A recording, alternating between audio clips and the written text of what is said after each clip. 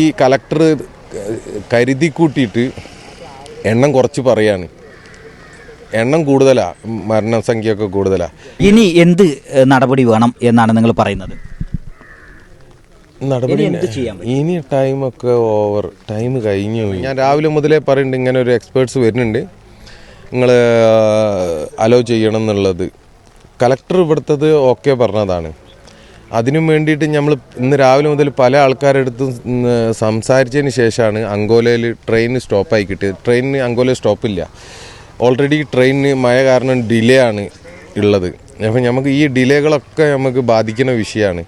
Train അങ്ങനെ അങ്കോലയിൽ പല ആൾക്കാരും ബന്ധപ്പെട്ട് 1 മിനിറ്റ് അങ്കോലയിൽ ഇവർക്ക് ഇറങ്ങാൻ വേണ്ടിയിട്ട് മാത്രം സ്റ്റോപ്പ് ചെയ്ത് നമ്മൾ തന്നെ ഡയറക്റ്റ് പോയി, ഇവർ ഉദ്യോഗസ്ഥന്മാരും വന്നില്ല, നമ്മൾ തന്നെ ഡയറക്റ്റ് പോയി ഓരോ റെസ്ക്യൂ ടീമിനെയും കൂട്ടി ഇവിടെ എൻട്രൻസിൽ വന്നു. ഫസ്റ്റ് എൻട്രൻസിൽ തന്നെ നിങ്ങൾ കണ്ടല്ലോ രംഗങ്ങൾ, കയറ്റി വിടുന്നില്ല. ആ രംഗങ്ങളൊക്കെ നിങ്ങൾ ശരിക്കും ജനങ്ങൾ അറിയണത് എന്താ സംഭവിക്കണമെന്നില്ല. അത് കഴിഞ്ഞ് ഇവിടുന്ന് അങ്ങോട്ട് 4 എൻട്രൻസ് വെറുതെ ബ്ലോക്ക് ആക്കിയിട്ടിട്ട് വിടുന്നില്ല. ഇത് മാധ്യമപ്രവർത്തകരായിക്കോട്ടെ, വണ്ടി ആയിക്കോട്ടെ, അതിനൊന്നും ഒരു ബുദ്ധിമുട്ടും മേലെ ഇല്ല. അവിടെ സുഖമായിട്ട് ഇഷ്ടംമാതിരി കാറ് പാർക്ക് ചെയ്യാനും ആളുകൾക്ക് നിൽക്കാനും ഒക്കെ സൗകര്യമുണ്ട്. ഇവരിതിനത് പുറത്തേക്ക് പോകരുത്. ഇതിൻ്റെ വ്യാപ്തി സത്യത്തിൽ ഭയങ്കര വലുതാണ്. ഈ മണ്ണ് മൊത്തം പോയിട്ട് ഈ മിണ്ടാപ്രാണി കുറേ പാവപ്പെട്ട ഈ നാട്ടിലുള്ള കുറേ ആളുകളുണ്ട്.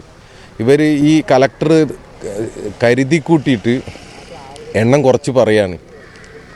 എണ്ണം കൂടുതലാണ്, മരണസംഖ്യയൊക്കെ കൂടുതലാണ്. അത്യാവശ്യം നമ്മൾ ഈ കേരളത്തിലെ മീഡിയാസ് സജീവമായതുകൊണ്ട് നമ്മളെ കാര്യത്തിൽ കുറച്ചെങ്കിലും പണി നടക്കുന്നുണ്ട്. അവരുടെ കാര്യത്തിലൊന്നും ഒരു പണിയും നടക്കുന്നില്ല.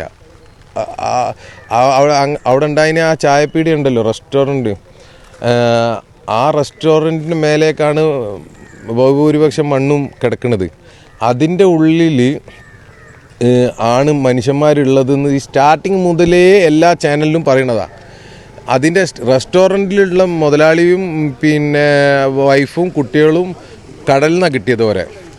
പക്ഷേ റെസ്റ്റോറൻറ്റിൻ്റെ ഉള്ളിൽ ആ സമയത്ത് 10-15 പേര് ചായ കുടിക്കുന്നുണ്ടെന്ന് ദൃക്സാക്ഷികൾ പറയുന്നുണ്ട്. ആ ആളുകളെ രക്ഷപ്പെടുത്തിയിട്ടില്ല.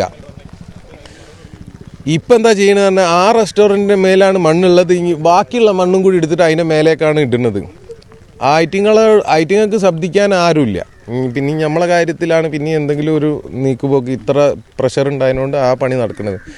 ഇത് നമ്മൾ നടുവിൽ അവിടെ ലാസ്റ്റ് ഇതിൽ ചെന്ന് നിൽക്കുമ്പോൾ അവിടുത്തെ SP-യും ബാക്കിയുള്ളവരും വന്നിട്ട് ഇനി എന്ത് നടപടി വേണം എന്നാണ് നിങ്ങൾ പറയുന്നത്? നടപടി ഇനി ടൈമൊക്കെ ഓവർ, ടൈം കഴിഞ്ഞു പോയി. മറ്റേതെങ്കിലും ഏജൻസികൾ ഇനി ഏജൻസികളാണ്. ഇപ്പോൾ കോഴിക്കോട് മുക്കം ഭാഗത്തുള്ള 10-40 ആളുകൾ റെസ്ക്യൂ മാത്രം ചെയ്യുന്ന ആളുകളുണ്ട്. ഒരു വരാമെന്ന് റെഡിയായി നിൽക്കുന്നുണ്ട്. പക്ഷേ ഇവിടുത്തെ റോഡ് മോശമാണ്. ഈ പുറപ്പെട്ടാൽ തന്നെ ഓരെത്തുമ്പോൾ പുറപ്പെട്ടാൽ ഇപ്പോൾ ഈ ഒരു 2-3 ആൾ വന്നിട്ട് തന്നെ അത്യാവശ്യം അടി വാങ്ങേണ്ടി വന്നു ഞാൻ. അപ്പോൾ ഇനി വരുമ്പോൾ എന്താ സംഭവിക്കുക എന്നുള്ള അറിയില്ല. ഇവർക്ക് നമ്മളാളുകൾ വരുന്നതിലൊന്നും താല്പര്യമില്ല. പട്ടാളം ഇറങ്ങണം അങ്ങനെ എന്തെങ്കിലും? പട്ടാളം ഇറങ്ങാൻ നമ്മളെ ഫാമിലി, അർജുൻ്റെ ഫാമിലിയും നമ്മളും സ്റ്റാർട്ടിങ് മുതലേ പറയണതാണ്. കാരണം എന്താ പറഞ്ഞാൽ ഇത് വലിയൊരു ഡിസാസ്റ്ററാണ് നടന്നത്. മണ്ണ് അത്രയും പോയിട്ടുണ്ട്, ആളുകളൊന്നും കിട്ടിയിട്ടില്ല. ഇവരെ എണ്ണം പറയുന്നതൊക്കെ തെറ്റാണ്.